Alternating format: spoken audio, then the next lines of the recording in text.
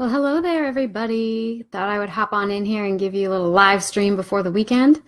So my name is Brianna. If you're not familiar with me, my name is Brianna, and I am an author, educator, Reiki practitioner, and creative arts therapist with over 12 years of experience in the field.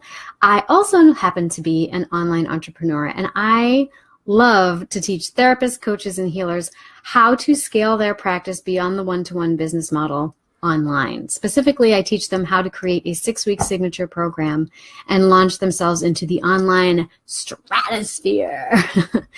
And so basically what I teach in my program are the 9 steps that I use to start bringing in up to $10,000 a month in online revenue. Now, because you are here probably because you have expressed an interest in my program, and I can assume, therefore, that you have a desire to earn more money in your profession, to call in the abundances that truly are your birthright, and that will give you the freedom to really pursue the things that you want. Travel, right? Paying off your debt, expanding your practice, spending more time with family, things like that. I feel you. That's where I was about a year and a half ago. But you know what? I find that most people don't realize that they're not only repelling money without realizing that they're doing it, but they're actually pushing it away. And I was truly guilty of this myself before I revolutionized my mindset, scaled my practice online, and as I said before, started bringing in up to 10K per month. Now, certainly nobody means to push money away, right? No one wants to push money away. Push money away? No, that's not what we want to do.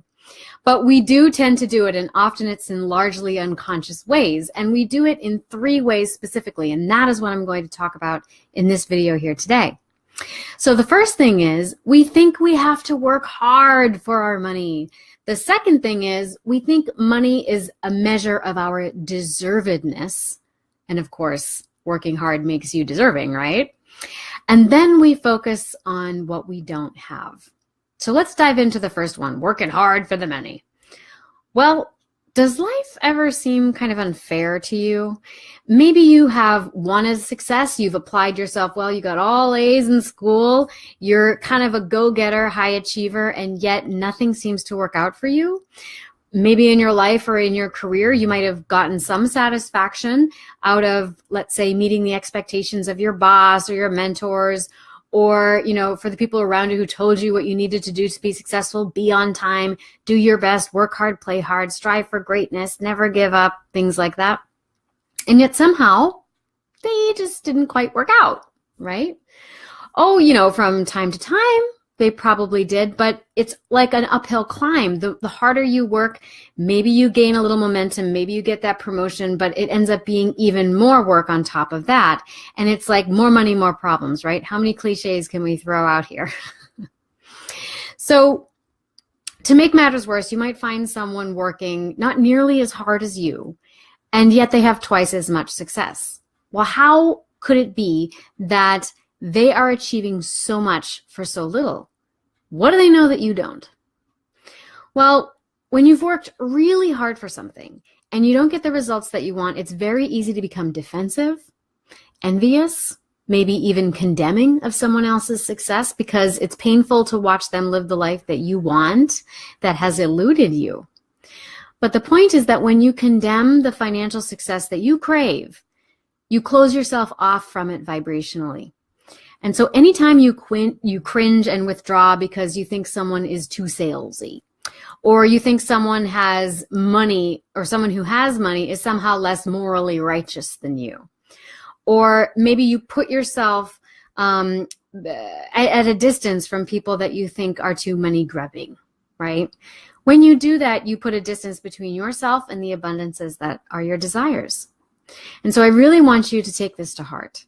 The more joyful, easeful, and receptive that you are towards money and your right to it, the more you are going to attract.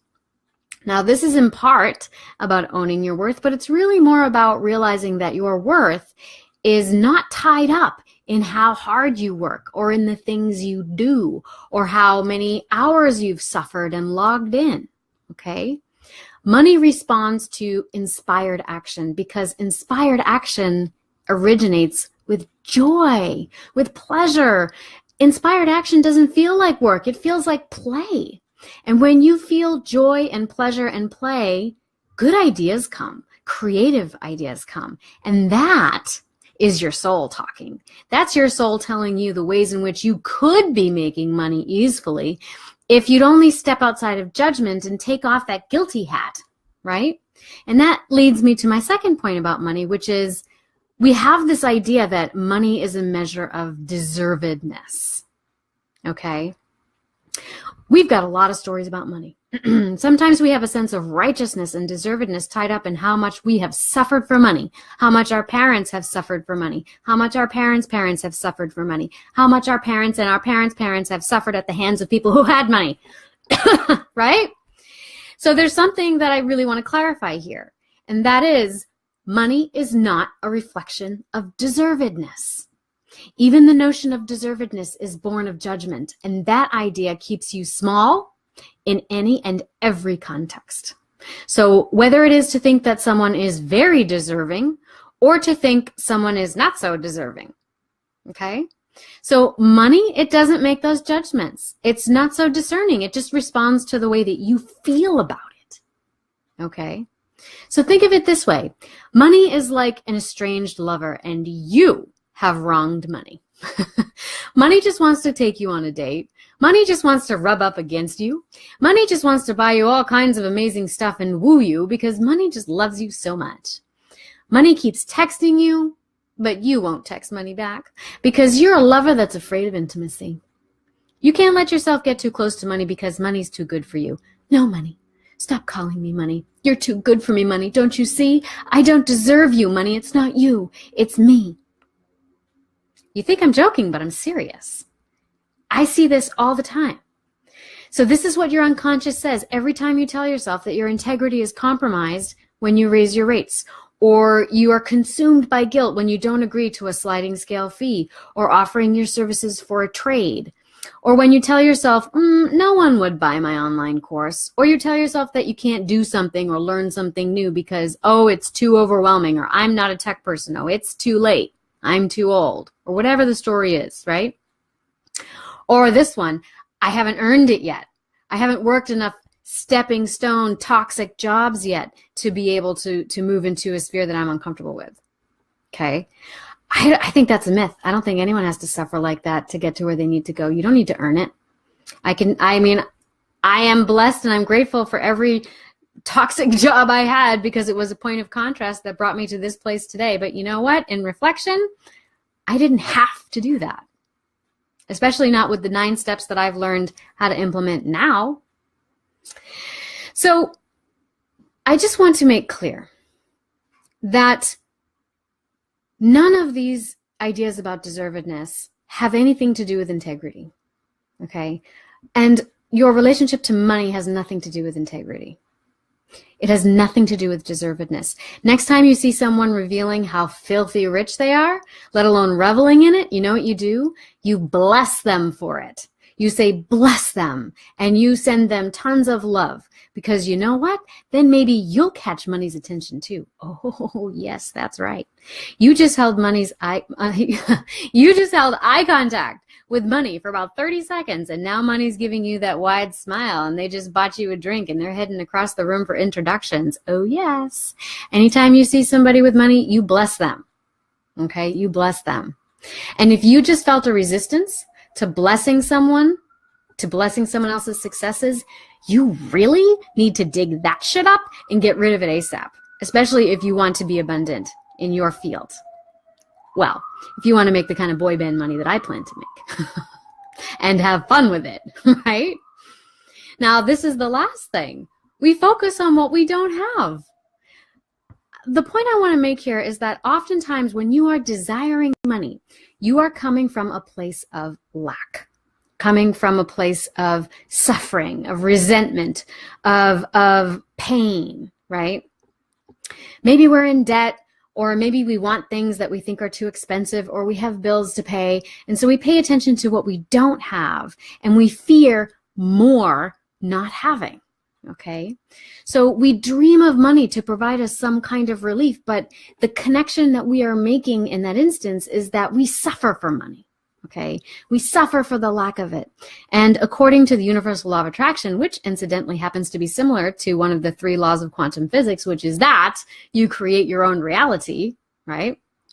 Whatever vibration you hold, or let's say your emotional frequency, if you prefer, while focusing on a topic, the more that frequency is going to attract of that subject to you. So for example, if someone raises the subject of money and you feel fearsome, and worrisome about it, and you're stressed about it, you're going to attract more situations that make you feel fearsome, worrisome, and stressful about money. Okay? If you talk about money with a feeling of elation and expectancy and pleasure and respect, then you will attract more money situations that make you feel that frequency.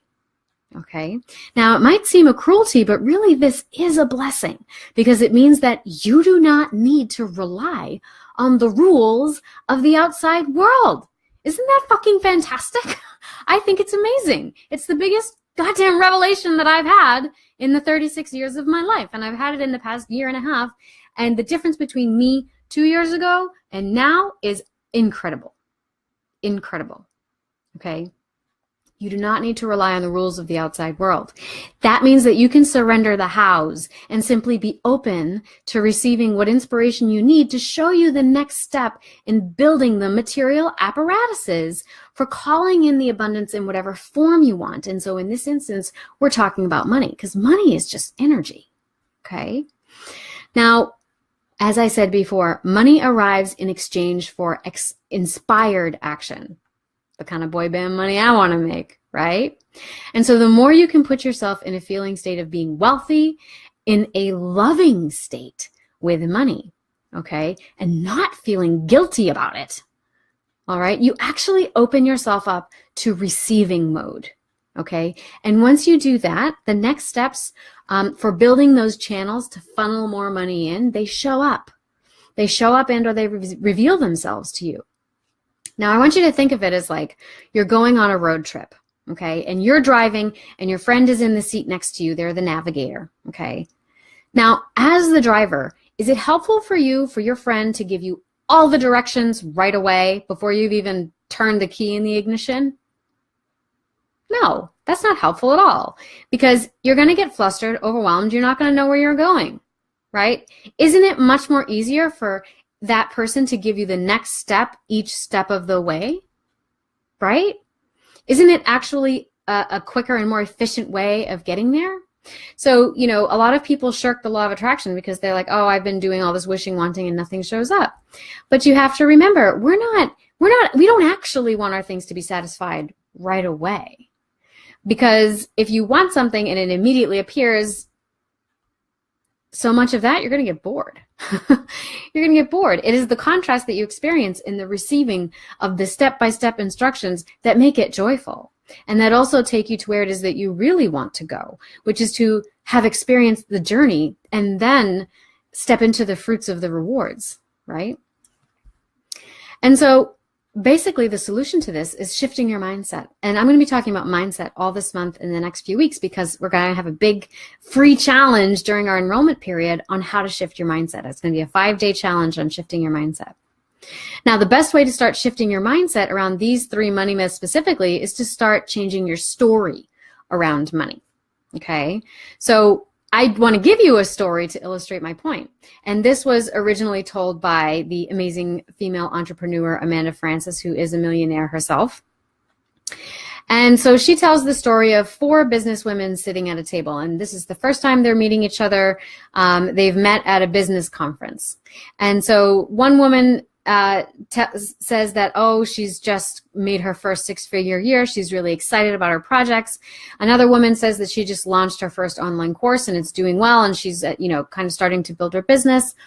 And the third woman says, oh, well, I'm in retail. And then she kind of gets up to go get more food from the buffet. While she's gone, her friend leans over and tells the other 2 women, actually, she runs a $3.2 billion business. She's the CEO and it's in a retail company.